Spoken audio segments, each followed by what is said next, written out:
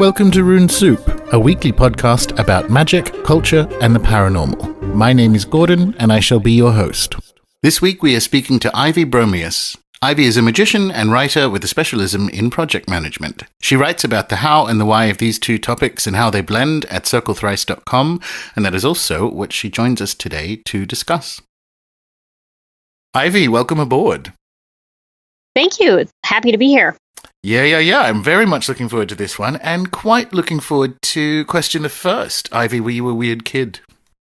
I knew you were going to ask, and I thought about it a little bit, and I was going to dissemble a little bit. But the truth is, yes, I was actually a really weird kid, sort of unhelpfully, oddly weird. So I should just admit it and get it out there.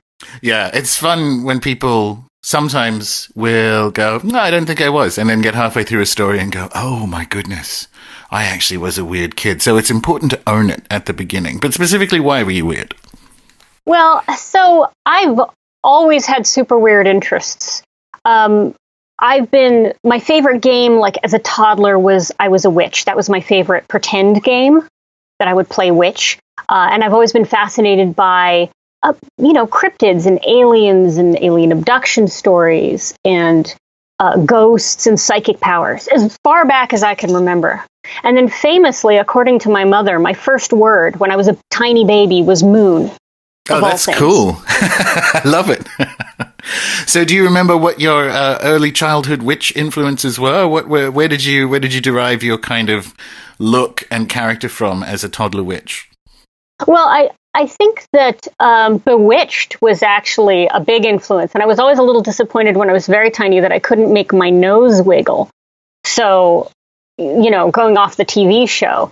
But the truth is that I had a lot of really weird stuff, and I'm not sure where it came from. So, for example, my parents had a bunch of morning glory growing in their backyard on these trellises, these vines of flowers. And I had this idea that if you collected the morning glory seeds and you crack them open, there's this powder inside. And I was convinced that was magic powder and could be used for spells. And we're talking like when I was 7. So it's kind of amusing now, knowing what I know now. That's kind of true, That's that's has lysergic acid in it, so it is. Yes, I know. Yeah, and I'm sort of relieved I never decided to eat them because I didn't. But I would collect this little box of powder, and then I grew up in the desert in the southwestern United States desert, and so when it would rain, which was less often than a lot of places, I had this thing about going out and blessing all the puddles, like I'd go bless the water or whatever. So yeah, I was a very odd little kid. Were you odd in the context of your family, or were they also odd? Well, that's the thing, is that I actually do kind of have this stuff running in the family. And so whenever you ask this question of people, some of them are like, well, it's not that odd because my mom did it or my aunt did it or whatever. So my grandmother, for example, she read tarot. Now, I never met her because she passed away long before I was born, but she used to read tarot. She'd read with a tarotchi, the actual playing card deck with the trumps. And she would read for people, and she could read omens and tea leaves. And then several of my aunts and uncles this is like the German side of the family.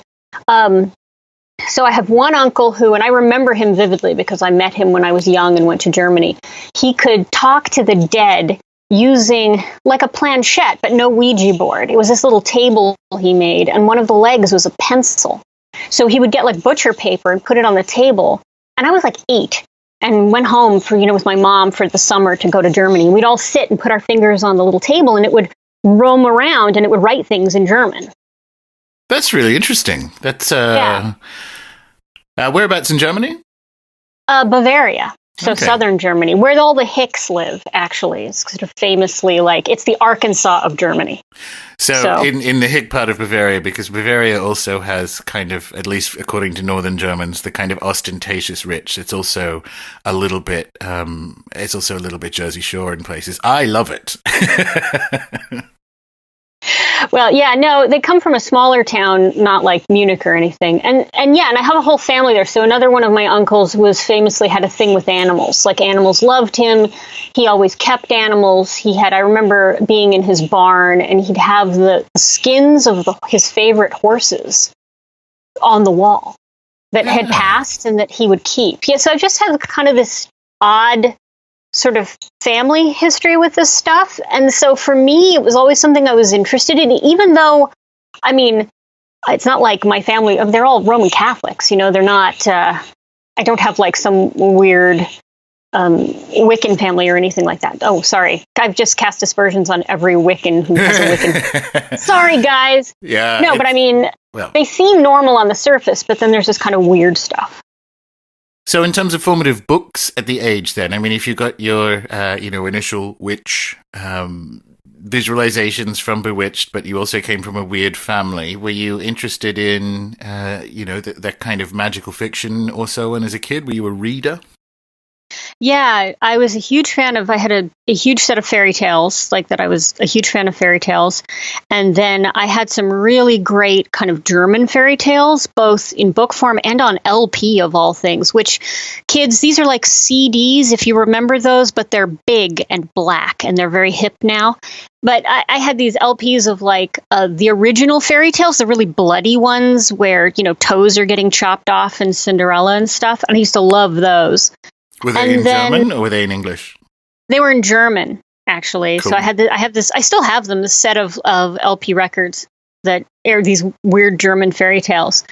And then I would always be interested in fantasy fiction and that kind of very dragony stuff. Also Tolkien, of course. And I remember running across Waite's Pictorial Key to the Tarot pretty early on in the library. I was, I don't know, maybe 12, and really, like, that just floored me. Even though the book is incredibly annoying, because he's all very, the deep, dark secrets of blah, blah, blah. But there was these pictures of the Rider-Waite Tarot. And I had I come from this tiny town, and there was no access to anything, and there was no internet. So it took me a while to hunt down a deck. But, so that's kind of how I slowly got interested in it. Funny, I was going to ask you, did your mother or one of her siblings inherit your grandmother's cards? Oh, what I wouldn't give, but no, unfortunately not. Most of her stuff was kind of lost. You know, my mother was 18 when my grandmother passed away. And so I ended up getting my first deck. There's a book called Cat Magic by Whitley Strieber.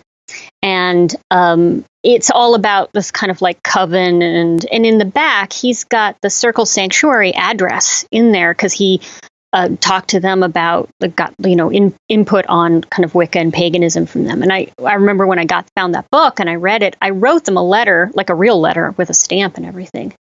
And I think it was probably about 14, very gushy, sort of fangirlish letter too, and sent it off. And they were kind enough to write a note, and they sent me a catalog. And that's where I started being able to get some, like I got my first deck from them and got some books. Was it a Rider-Waite? Yes, it was. It was a really ugly pre-recoloring Waite Smith deck.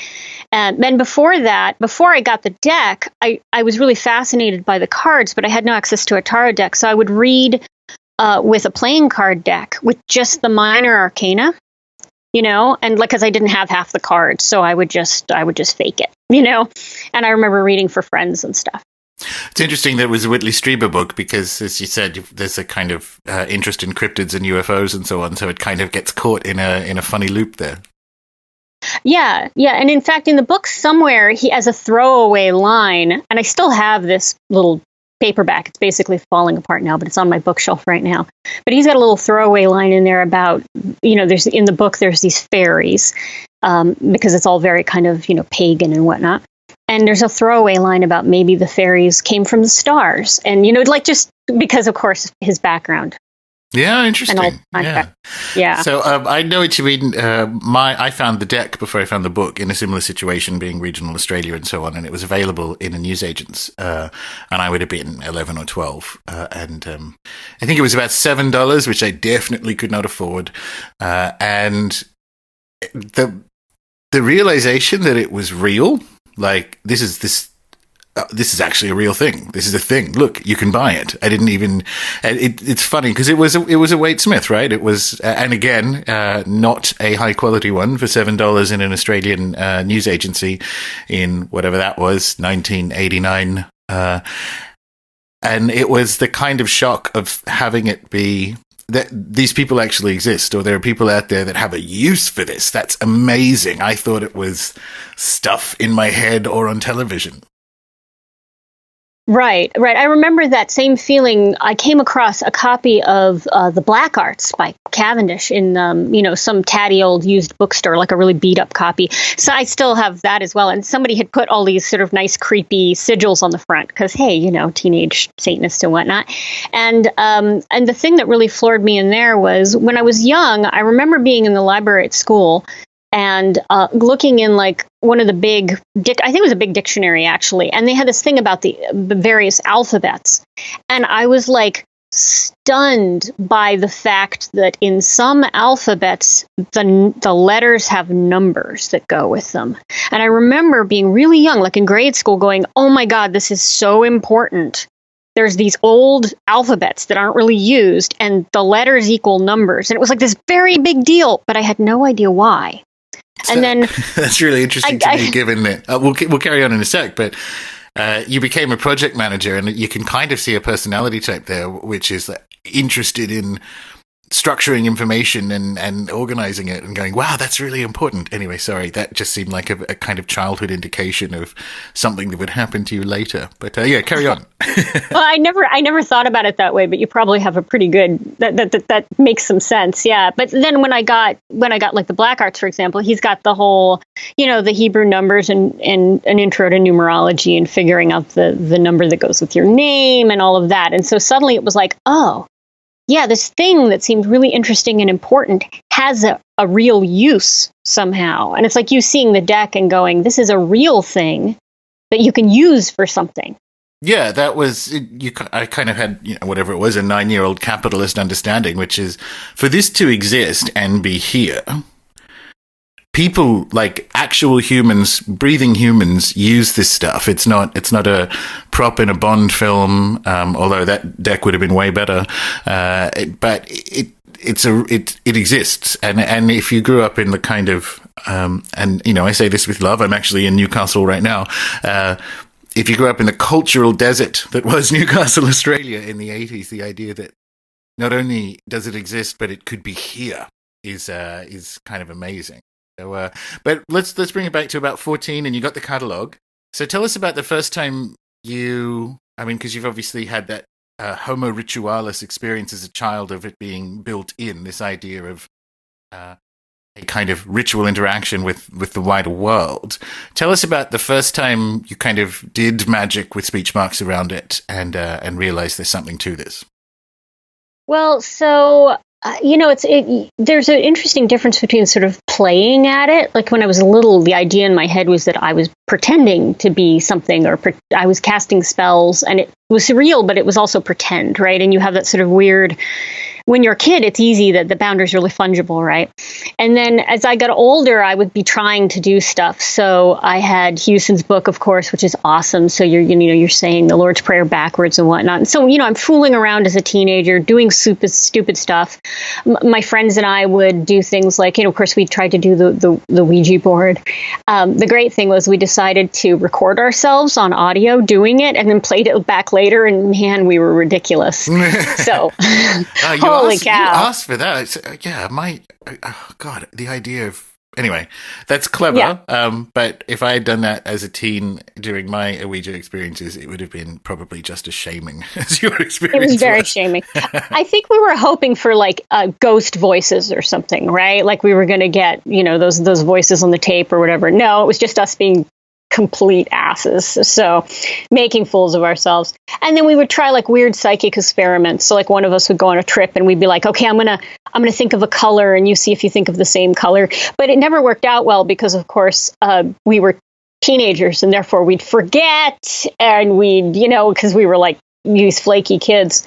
And so I was always sort of messing around with it. And, and I'd always have experience, like I'd had a certain number of the occasional out of body kind of thing or dreams that seemed to happen. So there's always a little of that. And when I was 18, I had this extremely challenging I think of it very much as an initiatory experience of the horrible, horrible kind. So I was almost 18, and I was still living at home, and I was sort of, everything seemed really yucky, and I was unhappy in that kind of trying to become an adult and not quite knowing how to do it way. And I had this very odd experience that someone I knew vaguely came by like right before Christmas, so basically winter solstice, and gave me this weird present. It was a mirror. And then I was just, for about 5 weeks, it was just, everything was really weird. And about 5 weeks later, I come out of it, I'm like, holy shit, that was really strange. And everything was different from then on. And when you talk about being immortal, like having some kind of experience that says there's more and you just know it, and that was that for me. And was it, what was it specifically about the mirror that was odd? I mean, were there poltergeist effects in the house? Were there weird dreams? Did it just make you feel weird and gross being around it? Well, there's this, so she shows up, she gives me this mirror, like as a gift. And so years, literally decades later, I ran across the Orphic story of Dionysus and the toys. Where they're trying to kill the child Dionysus, and they try to distract him with all these toys. So there's like a doll and a top and and dice or whatever. There's this whole like myth, and they give him this mirror, and he gets distracted, and they tear him to bits. So, and it's this very sort of weird shamanic thing. And so I had this mirror, and I spent the next I really think it was about 4 or 5 weeks just not being okay and being torn to pieces. And I can't even describe it that well, except it was a real thing that happened in my life, but it wasn't. It was like I was wandering around in the world that's underneath the actual world, which is, it's like right there, like, you can't see it, but it's always right there. And then eventually I came back out of it, and I suppose some people don't come back, which would be very weird. But that wouldn't be good for you, right? But I came back out of it, and ever since then, it's, different. Did you come to the realization that it was the mirror at any stage, and did you get rid of it or throw it in the sea or anything like that? Well, it's interesting because it was a really bad experience, but when I came out of it, everything was much better. And so it was very much, that's why I think of it as initiatory, right? Because it was terrible, but it was terrible in a way that ended up being a net positive. So it wasn't like a cursed mirror. It was like this weird, almost sort of mythic kind of event that happened. And I was all torn to bits, and then I got to put myself back together, and then I was better. And I was more of a real person who was an adult, who was like individuated is probably the word, yeah, cool. And could make a life for myself. And now I think I have the first book that I found, and I have the book, The Black Arts. And so, you know what? Of course I still have it, and it's wrapped in black silk, and it's in the bottom of my chest of weird crap, because I'm not going to get rid of it. Well, no, not if that was its function. When you say it was an individuation you experienced or kind of subsequently described as the process you went through, was it something that afterwards, did you notice if you were doing, practical enchantment, were there net improvements in those experiences, or was it more a holistic completion, if you will? I think it might be a bit of both, because I certainly felt more like the person I was supposed to be and grow up into. And hey, I'm at 18, you're supposed to go through, I think, that process anyway, right? You're literally growing up. But I felt like I was more of a kind of a complete person. But before, it was always playing at things, right? It's that I'm making pretend that I'm whatever, I'm a witch, I'm playing at this, I'm pretending to, and afterward it wasn't pretend anymore.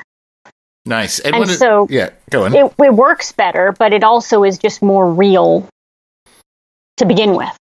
Yeah, and for me, having had similar experiences, I feel it felt like I belonged in that world, as in, there's the childhood thing where you are pretending magic, even though my recollection of it is like, I'm pretending, but I know this stuff is real, I just haven't got it right. Like, I'm pretending something that's real, and then adolescent experimentation with Ouija boards, etc., etc. And then at some point you have an experience where that world, as a result of that experience, that world feels like home. Like I'm not an interloper in this world anymore. It's the world I belong in. Right. Yeah. And and I think the fundamental interesting thing is it was a very unpleasant experience, but that's not really relevant. No. I don't. But yeah, it was just like when you talk about, if people get abducted by aliens, that sounds so cool. No, I'm sure it sucks big time, right? I mean, generally the stories you hear are pretty horrific, and people have these, kind of terrible experiences, or, they're really struggling with it. So I think that kind of experience that takes you from kind of the normal kind of world to being able to have this, at least a foothold in this other place too, is often a traumatic and uncomfortable experience. 100%. Well, you mentioned UFOs again. So have you seen a cryptid or UFO or object or entity that you are not sure of its ontological category? So we did see a UFO and this sounds really blasé because it was. We saw a UFO when we lived in Denver. And in fact, the next day it was in the paper. Oh, unidentified flying object. People noticed, So I have seen that, but that's just literally an unidentified object. It could have been anything, right? Yeah. The other thing I've seen a couple times that I've actually seen, with my regular eyes, if that's a good way to put it, is I've seen fairies a couple times, which is really interesting. And not in a sort of metaphorical way, but like there's a little person standing over there, and if you look straight at them, they become something. They hide really well, but just a few times, and only in certain locations. Was that in a kind of desert bioregion? Like, I can't remember the name of it, but Terry Windling has a really good book about fairies in Arizona, novel. Was it there? That was it? Yeah. I love that book. Yes. I know it wasn't in Arizona, but it was in the mountains of New Mexico. My parents had some property. And so I've been going up there basically my whole life since I was very young. And yeah, I would see stuff from time to time there. And amazing. And yes, I'm totally familiar with The Woodwife as a book because it's wonderful. I was, when I was in my early 20s, I was in Budapest and ran across an English version of that book in a bookstore and just devoured it and just loved that. That's a wonderful book about the desert. I bought mine in a foreign country too. There you go. That's interesting. Oh. And same thing. I just encountered it. I mean, it was an English-speaking country, but I bought mine in, I think it was in New Zealand, and devoured it, going, this is incredible. Yeah, it's a wonderful book. Nice one. So you mentioned Budapest. So let's, because one of the things that I'm looking forward to talking about is I think there's some resonance in how we, as in you and I, conceive of the role of magic in one's, family life and career and just general journey, where the existence of magic doesn't necessarily, and in fact rarely does, define the trajectory of everything one does in one's life, but it is an essential component of it. So let's talk about, you had this transformative experience at 18, you had done and experienced magic and came from a magical family and so on, but you nevertheless did not become, an anthropologist or something. So talk us through how you see that part of your life, but also how you see the role of magic in, the majority of people's lives, I guess we could say.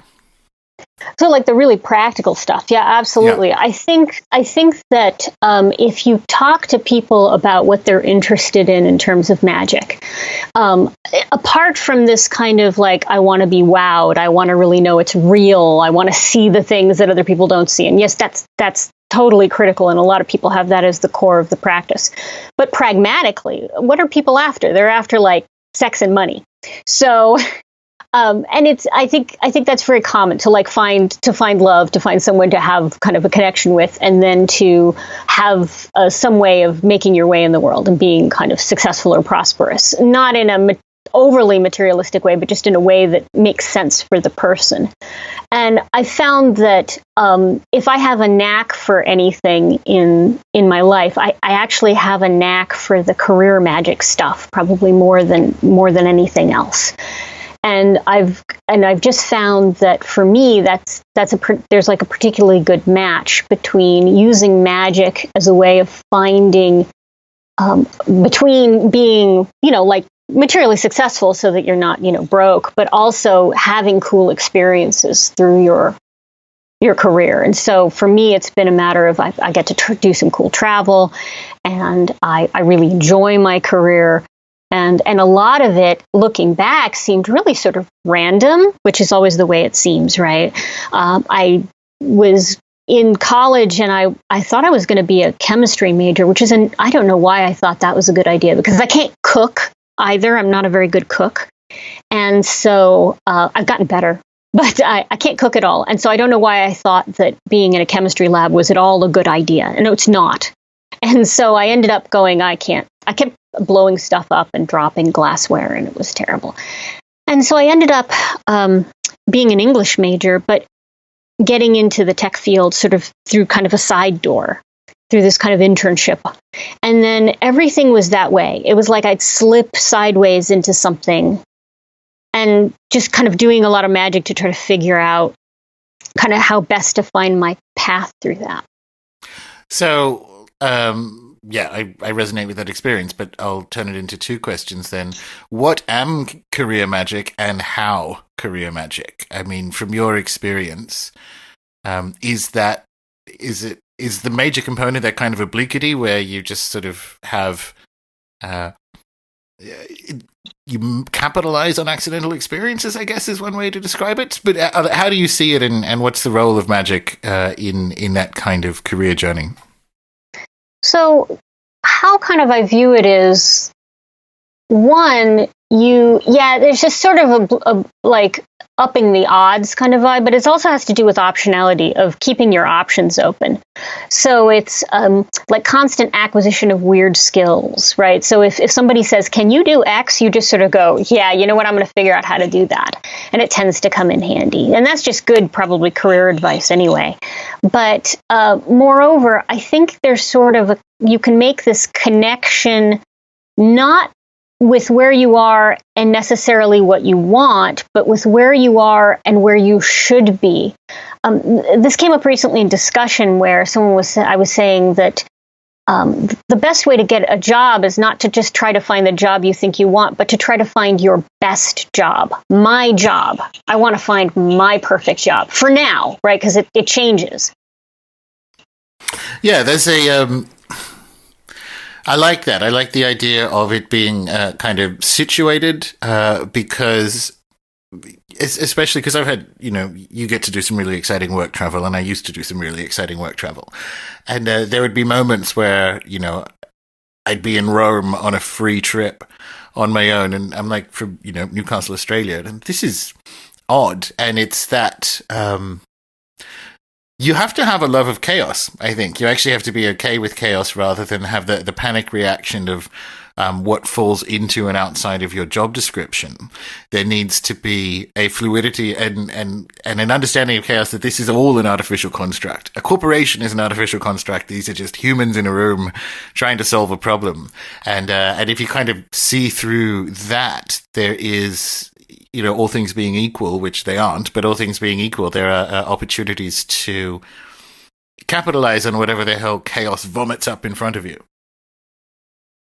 Yeah, no, completely agreed. And also this idea that obviously, if you need a gig and you've got rent to pay, then you're going to do whatever it takes, right? Absolutely. Get dirty. Get your hands dirty because other people are, right? But at a certain point, if you get a little past that, what you look at is, I don't want to go into a job interview and work magic on the interviewer to force that person to be impressed by me.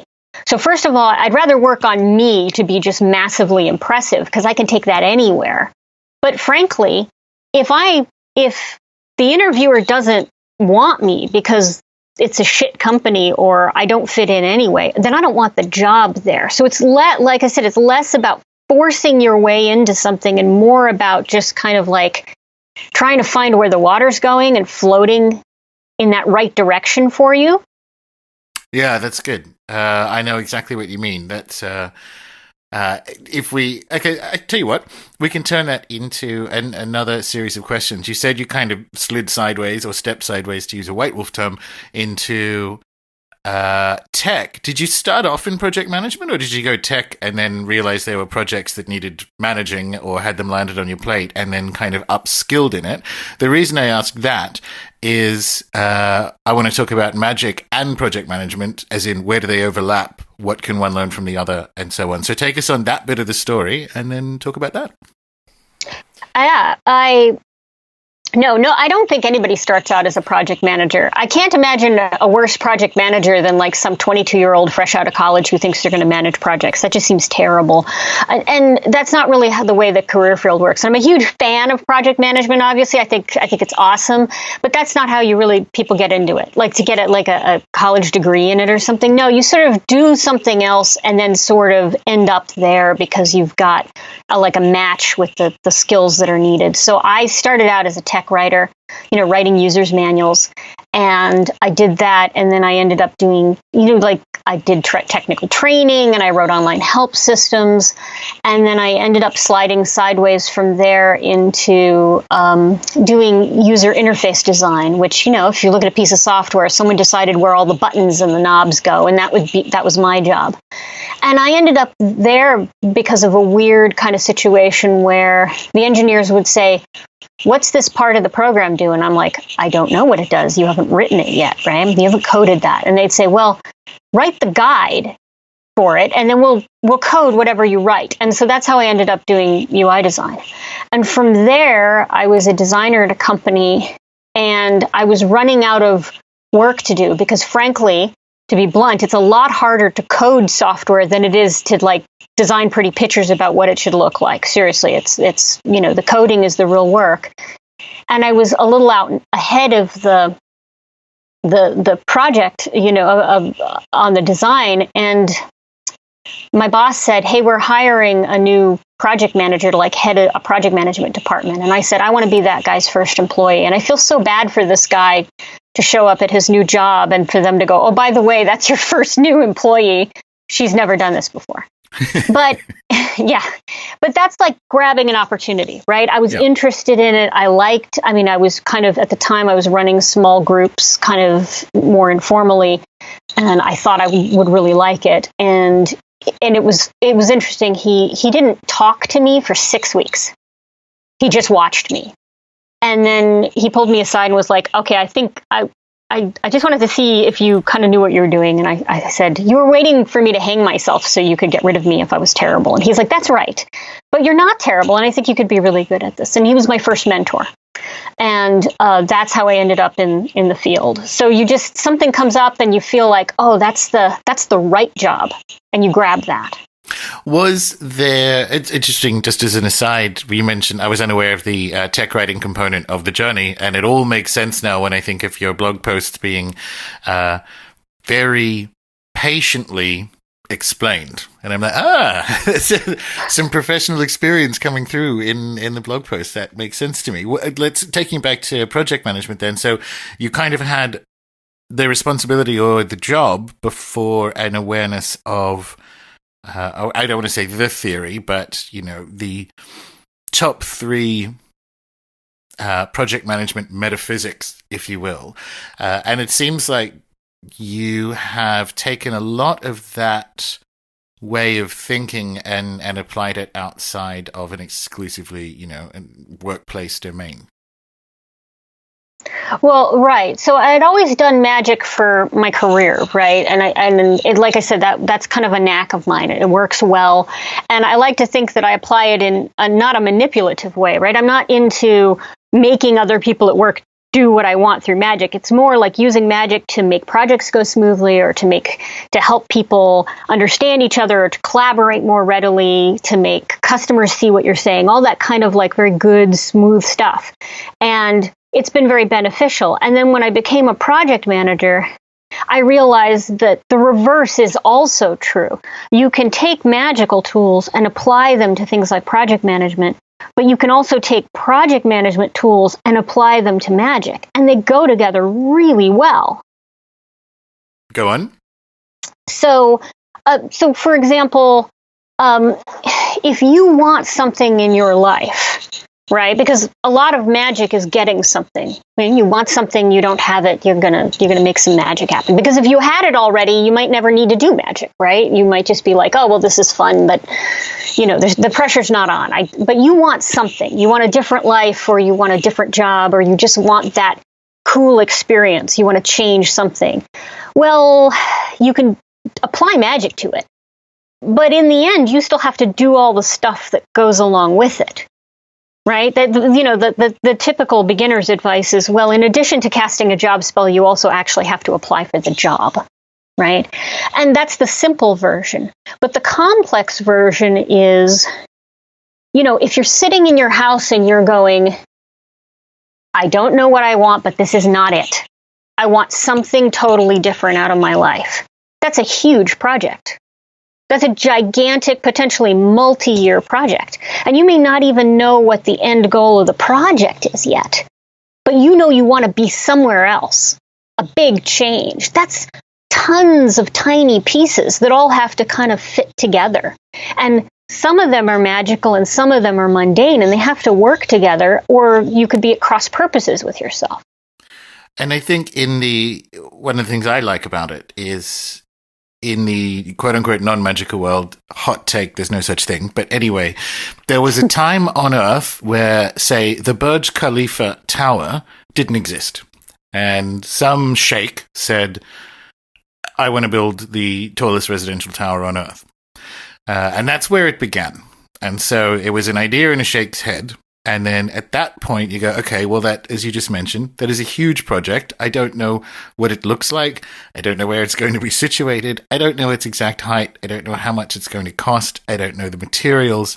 And what you can find in project management is, because at some point, well, there would have been a lead project manager, obviously, and an army of them.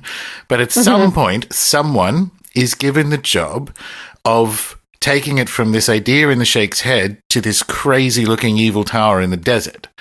And there are some skills when it comes to magic, rather than just, pound the pavement with your resume. As you say, that's the kind of small-scale, but obviously essential if that's where you are. What you can learn from other domains of expertise, which on Earth, we have 5,000 years of large-scale building projects, for instance.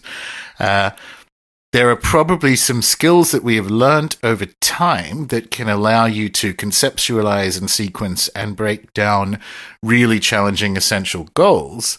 And what I think I resonate in with how you write and what you talk about magic is something that has certainly been part of my experience, which is you bring your best team to whatever the match is. So if these things are going to work, I use anything. I will use anything. And one of the things that's helpful is to see if there are better frameworks for conceptualizing the challenge and the solution. And I think project management, and certainly as you've been championing in it, it's very worthwhile for people in that sense. Well, and I really appreciate that, because so when I first started kind of the blog a little bit, and I've offered readings, and I've actually had a few kind of almost like consulting clients, right? People who need project management assistance, and I can help with that. And before I started all that, I actually sat down and actually chatted with Jason Miller about it, right? Because he's very much into that very pragmatic kind of, pragmatic advice sort of thing. And I asked him about it, and he said, no, I think that this is actually really needed. He's like, there's lots of schools of magic out there. There's lots of books. There's lots of spells online. There's lots of gods and spirits. And, you can find a lot of that stuff out there. But this is more what people need. Kind of the more pragmatic, now that I've got all this crazy, cool magical tools, how do I turn that into something that actually ends up getting me where I want to go? It also is magic. I mean, that's why I said, if you think about Scrum and Agile and Lean and all this, these are metaphysics. They're not actually real things. They're a way of interrogating reality so that you can change it. Like, it is magic. It's not as Baroque or, high Catholic as Key of Solomon, but it is still like, here's a way of seeing the world that will cause it to change. And so I think if people boldly state that, it doesn't look as, I think people see it in a new light when you realize that's actually what it is. These things don't exist. They're ideas and disciplines that are put together to conceptualize and change the world, which is literally magic. It's also occulted. I find this fascinating because as a project manager, and I've have experienced both this kind of the classical, very thick, top-down PMP stuff, which is what you use to build buildings, right? But also the very much more chaos-driven agile stuff. A lot of that knowledge just isn't really out there, and it's not because it's like I said. What I mean by occulted is like in the traditional sense, in that it's oddly secret. It's like available to everyone, and yet it's kind of like an open secret because a lot of people don't really know about it. And Agile is fascinating that way because it works really well for projects where you don't know where you're going, you don't know how you're going to get there, you're not quite sure what's going to work, but you're going to try a bunch of stuff in an organized way, which is pretty much the entire Western world right now. And just the trajectory of one's life. You try some stuff and you kind of know, the end is that eventually you will die, but you don't know when that is. And in between then and now, it's like, well, what do I want to get out of this? And so how do I allocate resources and have an iterative conceptualization of what happens between now and then? And I like how you're saying it is a bit occulted. There's something about, because my flatmate in London, I don't think, you're right, I don't think anyone has set out to be a project manager from the age of 10, and he ended up in it as well, and is very good at it. And it is like a guild. It's in London. It feels like a medieval guild because people, there are little words and almost maker's marks like, well, this symbol means this and this symbol means that. And it's kind of a collection of ideas and tools for accomplishing something. And it's scary, I think, for people in the same way magic is, because it doesn't, and potentially even more, because you have the full horror of personal freedom, which is it doesn't come with reincarnation or some kind of threefold law, seeing as we're rounding on Wiccans. It doesn't come with any of that stuff. It's just, what would you like to do? It's almost a devil's bargain. Like, well, what do you want? This will help you get it. Oh, it's true. It's completely amoral, right? You can use the project management skills to build a cathedral or build a prison. It doesn't matter, right? The skills still work. And the key thing is they do work. And if we think about the kinds of projects that because if it has an end date, it's a project, right? I mean, if there's something you want to accomplish and there's some sort of date by which you'd like to have it done, instantly it's a project, no matter what it is. So when you look at the kinds of projects in your life, every so often, you might have a really well-defined sort of formal project. The example that always comes to mind is you've just been accepted to a master's program for, something. You're going to get your master's in, literature or something. That's a pretty well-defined project, right? Like, what classes you're going to have to take, how much it's going to cost roughly, there's this whole structure waiting for you. So all you really have to do is, write stuff down and organize your calendar and make sure you get your stuff done. But that's rare. Much more common is you don't quite know where, or you think you know where you're going to go. And as soon as you get there, you realize, like halfway there, you get turned off on another direction that seems more interesting, or an option shows up that you want to grab. And if you get too stuck on the one thing that you're doing, you can miss that, right? You can be like, oh, this is the path, and I'm on this one path. And some of the tools that I love about like Agile project management especially is that it forces you to stop and say, is this working? Is this still what I want? Am I successful in all the wrong ways, right? Did I do the things I set out to do, but are they terrible? You don't want to find that out 20 years down the road. You want to find that out soon so you can change the things that aren't working, change trajectory. Well, that's magic, right? That's just, That's a really excellent example. So we'll kind of turn this into bits of sort of ideas for people to think about where these two ways of seeing the world may overlap. Like the first one, I like that. If it has an end date, it's a project. So that's one to think of. And that, just what you just said, if we turn that into a teaching point, if you will, one of the things we can learn is particularly from long-term processes or journeys is regular analysis of like what's working. Is the goal still the goal? Do we want this? Has it changed? What's worked and what's not? So that's one of them, I guess, is a kind of regular, or dare I say calendarized analysis of the quest. What else might we have? Like, what are some kind of teaching points that we can pull out of project management best practice so that they fit in a magical and almost analog life context? Well, so yeah, that's perfect. The cyclical nature of it is one thing that matches very well to a magical structure because timing is incredibly important. So you have this cycle where you say, I'm going to work on this for a month or 2 weeks or a moon cycle or whatever it is, and then I'm going to stop and check in. The other one is to have this list of basically statements of intent, right? But have it be this living thing that you keep working on. And that's what's called your backlog. It's the boring, mundane term. But if you think about those statements on your backlog as statements of intent, then it becomes almost like a living spell book of the vision for what you want to accomplish. But instead of saying, okay, so I'm gonna write down some sigil statements, right? And then I'm gonna launch some sigils. And I do this all the time, right? This is great stuff. But it's like this, it's much more like a living list of what you are trying to manifest. And so it has this existence. And then, in fact, the project as a whole can become, especially if you do it right, an egregore. There's a phase in project management that's literally called project initiation. And I can't think of anything more magical than to take your personal project and initiate it. And you can think of the concept of even sort of branding it, but not branding it in a corporate sense, branding it magically. Giving it a sigil, giving it a talisman, giving it a phase, applying symbols to it so that it becomes this living thing that you're working on.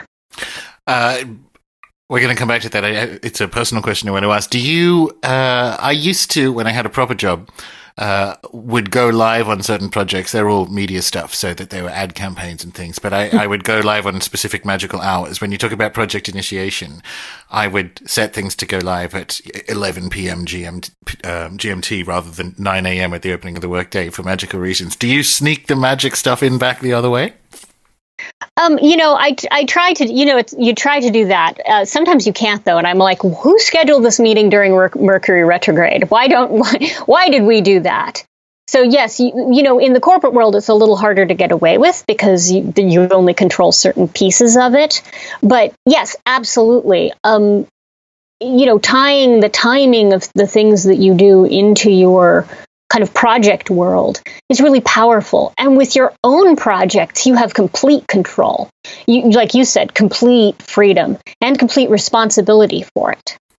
And I mean, that's one of the things I think, I'm not sure. I guess I'm just second guessing some people's general resistance to it. Project management is most commonly encountered in a corporate environment, which can lead people who don't look at it to think it is an artifact of the corporate environment. But it's just where it's used most visibly because it's used by armies. It can be used by monasteries. It's a way of kind of reshaping the world. And there's that kind of, I used to just be, it was a reasonably senior job, so I could be enigmatic and say, set this live at 11 a.m. And if I was asked why, I'd be like, do it, But there is that opportunity to haunt. So you can kind of bring project management into magic, but you can also kind of haunt your career by bringing magic in. And I think that is very sort of psychologically satisfying for people who, which is most of us, have to do things for money so we don't die. Well, indeed. And I mean, I'm in a position where I really enjoy my career. I love my job and I love the people and I love the work and I get some great opportunities.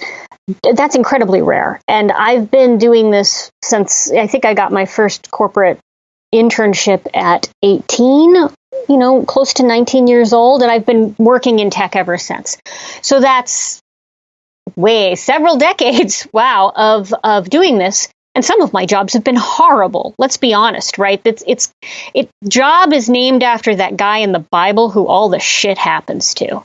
And so, in some jobs you're literally like Job and it's pretty unpleasant. So the more you can haunt it, the better. Not only because it makes it more pleasant, right? But also because it just makes your job go better. And that opens up more opportunities for potentially more satisfying work. Well, this comes back to what you were saying about how you use magic in the workplace, which I generally agree with. You have the opportunity to use gross silicon speak to either add friction, so you can bind someone, which is occasionally necessary, who is gossiping or what have you, or you have the opportunity to kind of increase the chaos and opportunity and general, I like the biosphere sort of metaphor for it.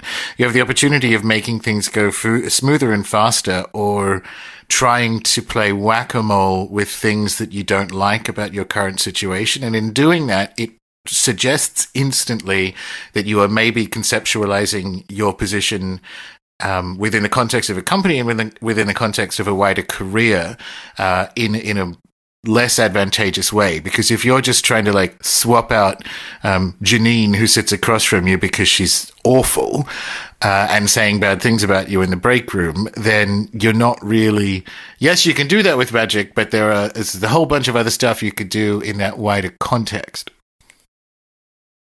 Well, agreed. And the metaphor of reducing friction, it does sound nasty because it's very much one of those synergizing and thinking outside the box kind of terms that are just really disgusting.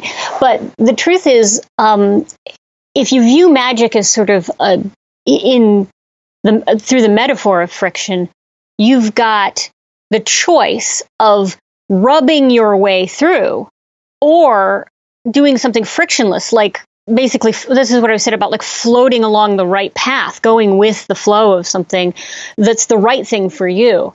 And what I've discovered is that when I've worked in various places that were not as awesome as my current job, I found that a lot of it comes down to the word culture. Right. So we have, and I know corporate culture is terribly misused and sounds awful, but the truth is that companies are also egregores. Like they have this existence beyond the individuals who work there. And if it's a reasonably good egregore, now, it's a company, right? But it's not completely evil or dysfunctional, then you should be able to work with it in a positive way. And if it's an extremely dysfunctional egregore, i.e. a dysfunctional corporate culture, your best bet is to get the experience you can and move on and not to get stuck on that. Because yes, you can replace Janine with someone else, but that other person's not going to be great either because the egregore is dysfunctional. And you're not going to be great because by working there, you end up in this dysfunctional place too. And it's extremely challenging to compartmentalize that. Yeah, and I'll turn this observation into a question at the end. But there is something, we've had private discussions along these lines, but when you're talking about having a sort of backlog as a magical document, and there being some, not obviously 100% or even 50%, but there being some overlap with backlog and sigil magic targets, for instance.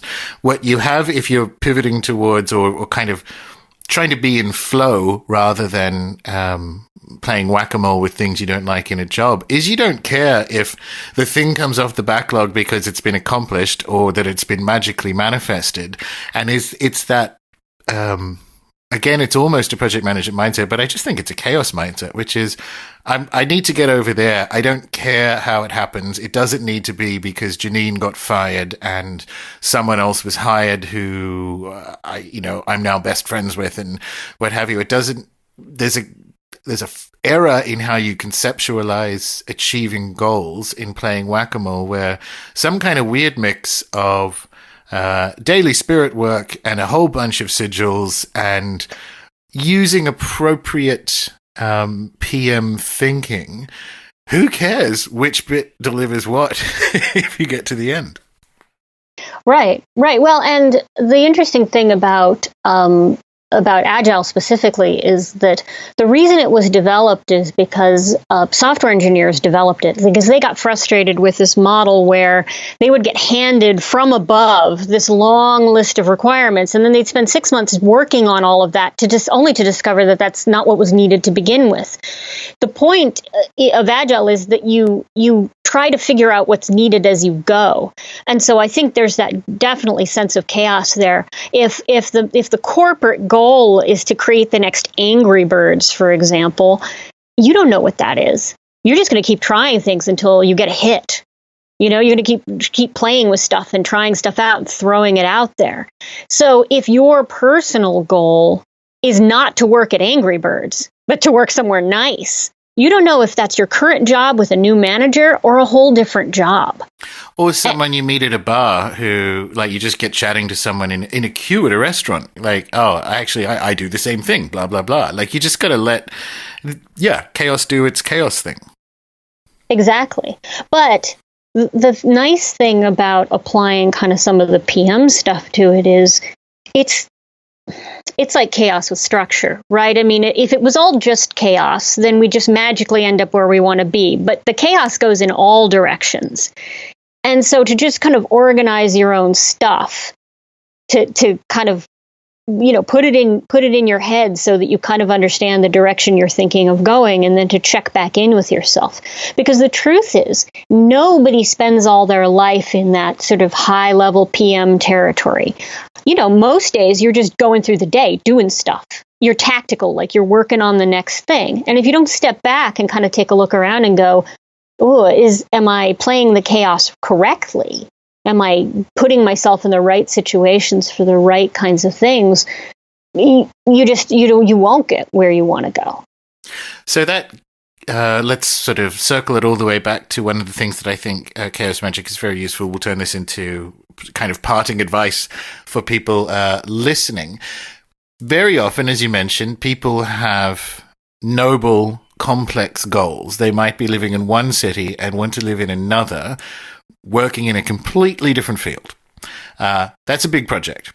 So what what PM can do initially is provide some kind of best practice for how one interrogates that initial macro goal, whatever it happens to be. So if someone has a big goal, and everyone does, but if someone has a big goal like that currently might seem very difficult to achieve, bordering on unachievable, how do you kind of turn your mind to interrogating the macro goal and turning it into something that's a bit more bioavailable? So I have this metaphor that I've used for a long time in project management, and it's this sort of ladder of connections from the top to the bottom. And we see this in actual corporations all the time. The execs go away and they play golf and they have some sort of offsite, and then they come back with some sort of new corporate vision, right? They've worked on it all week between golf games and like martinis. And they come back and they're like, here's the new vision and here's the mission statement and here's our corporate values. And all the people on the ground, including you and me and anybody working in a regular job, well, not you anymore since you don't have the regular job thing, but all the kind of the on the ground workers are going, yeah, I don't know what that means. And they just go on doing the same things they've been doing because there's no connection between that vision, the high level piece, and the day to day. And so what the PM, a good project manager, can do is tie those together. And so when you're your own project manager, you have a vision, right? Because that's what that really big goal is. It's like a vision, a picture of the future.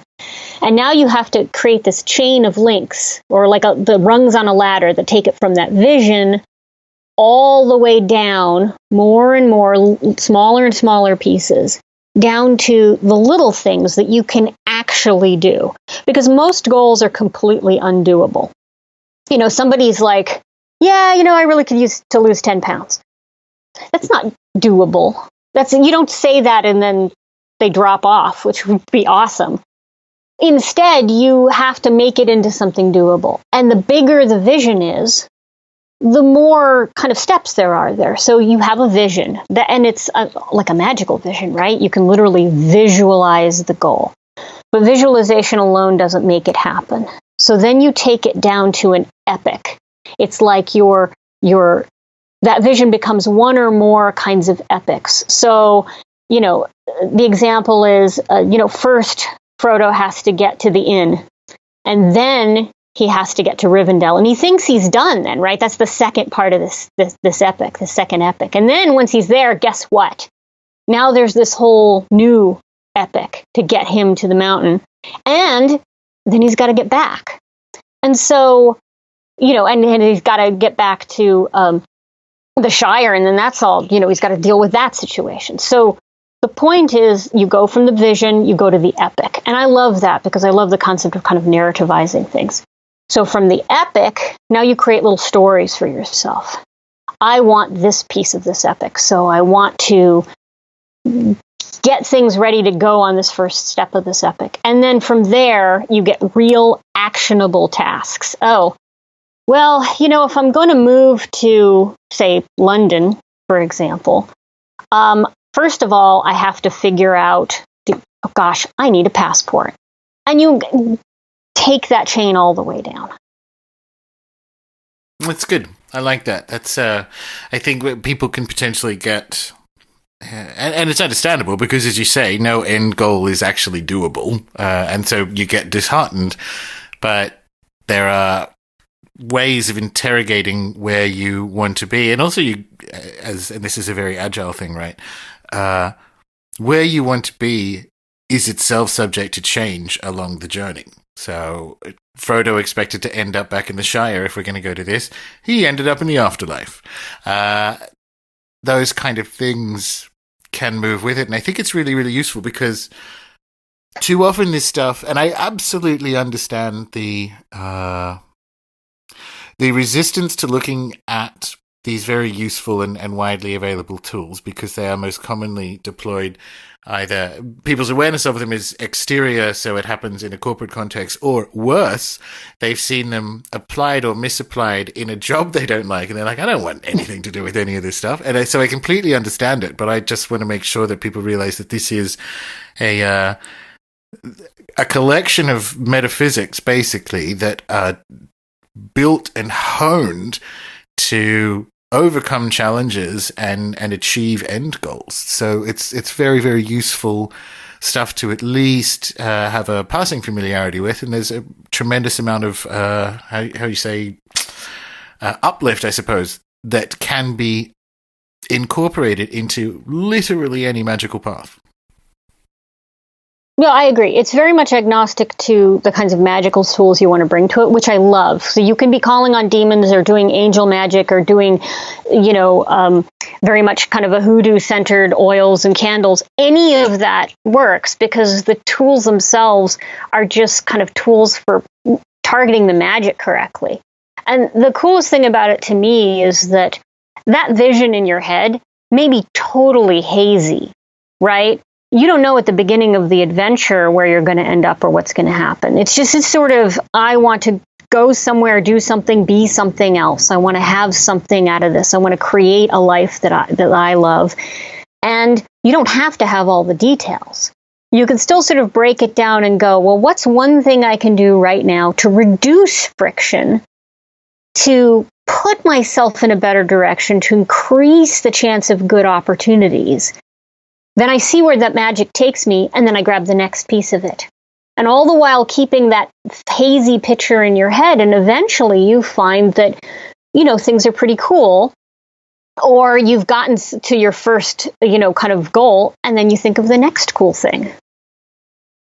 Well, Ivy, that is a really nice observation to finish up on. So we'll do two things. First is for people who are listening and are thinking, at least Ivy's making sense, not sure Gordon. I would like to know more, and I know nothing.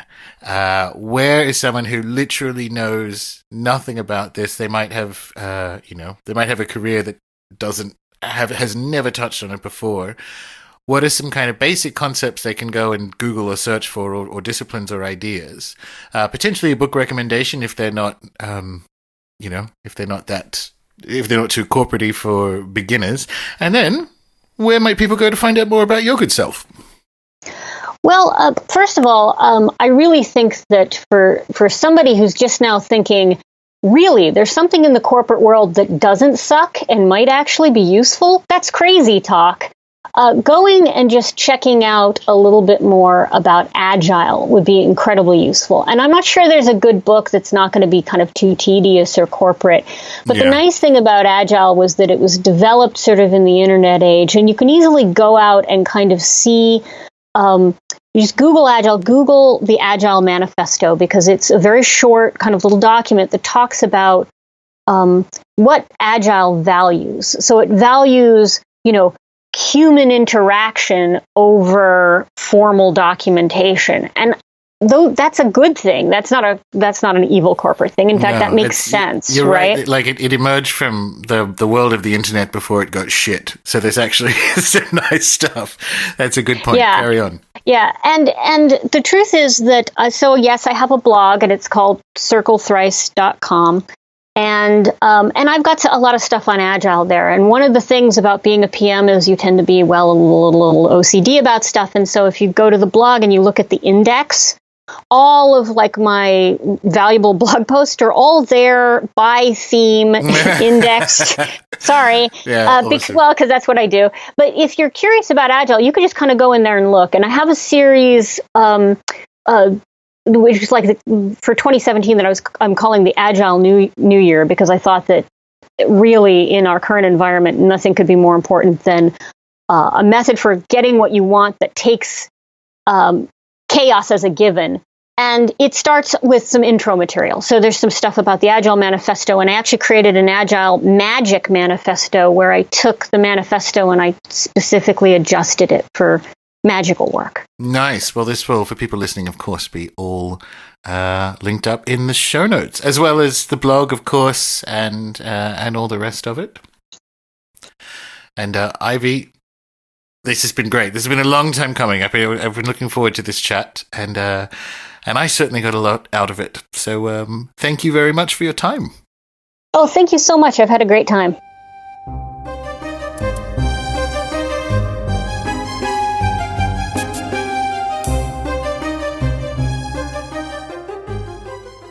There you go. Haunted mirrors, German automatic writing, UFO sightings, and the role of magic in the workplace. These sort of topics are obviously very close to my own heart because they have an on-the-ground utility and adaptability that I think is a major cause of both chaos magic's popularity and unpopularity. It's never been obvious to me why you wouldn't bring every tool you have available to solving important challenges rather than treating the different domains of your life like a toddler's supper plate where none of the food is touching. And I have a sort of story about that. A few years ago, there was a publisher event at Google Dublin that I was invited to, and the keynote speaker, who was a business professor and brand consultant based out of California, described his experience of having the Catholic Church as a client. The reason it was the subject of his presentation was that he made the point that the Catholic Church has been in continuous business for over 1,500 years. So heritage publishers like newspapers and magazines and the other people who were the audience like me may have something to learn from them. Now, on one level, this is a bit gimmicky, but on another level, it's a certain kind of true, and on yet another level, it's potentially a grim way of seeing the world. But only if you live in that worldview continuously, and that's the rub. So whatever metaphysics you use to account for the existence of or practice of magic in your life has to have a conception of everything else in life, which would include the hows and whys of things like how advertising works or how corporations even exist. And of course, having a model for them doesn't constitute an endorsement, obviously. So in a recent premium member course, we looked at some of the surviving poems of the pre-Socratic philosopher Parmenides, and he wrote that if you can think about a thing, then it has some form of existence. Otherwise, you would not be able to think of it in the first place. So whatever the mental realm is, it has some form of reality, as do the thoughts it contains. It's sort of fascinating in a way that magical discourse likes to congratulate itself on its spookiness, for its interest in demons. But you can make a very good case that if you want to feel, I guess, true horror and terrestrial power, a history of Atlantis' business behavior over the last 150 years will keep you up much later into the night. And speaking of staying up late, we're closing in on our 100th episode, so be sure to subscribe to the show and have a dive into the archive.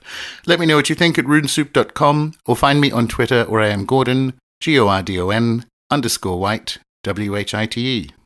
Until next time.